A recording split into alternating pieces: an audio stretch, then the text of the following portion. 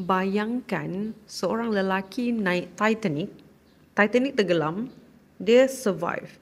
And then beberapa tahun kemudian lagi, dia naik lagi another kapal, tenggelam, and dia survive juga. Macam cerita drama kan, macam cerita movie. Tapi yang ni kisah benar. Nama dia Arthur John Preece, seorang juru kimpal kapal. Orang panggil dia The Unsinkable Stalker. Pada tahun 1912, dia bekerja dalam kapal paling mewah di dunia waktu itu, iaitu Titanic. Dan seperti yang kita tahu, Titanic tenggelam lepas langgar iceberg pada tahun 1912. Lebih 1,500 orang maut, tapi Arthur selamat.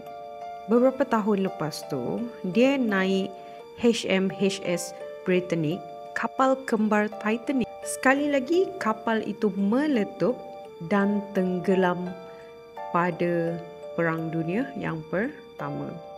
Lepas tu, dia naik lagi kapal lain, HMS Alcantara, tenggelam. Lepas tu, SS Donegal kena torpedo dan dalam semua kapal tu, Arthur masih hidup. Dia punya skill nak survive kapal tenggelam ni, dia dah masak dah. Setiap kali naik kapal, kapal tu karam. Tapi dia tetap muncul semula. Macam tak boleh tenggelam kan si Arthur ni.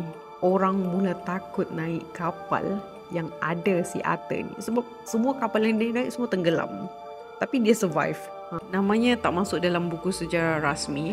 Tapi dalam dunia orang yang suka orang-orang yang pelik tapi benar ni, dia adalah seorang yang legend. Itu saja untuk hari ini. Nisa cerita. Ingat Nisa, ingat AIA Public Takaful. Assalamualaikum.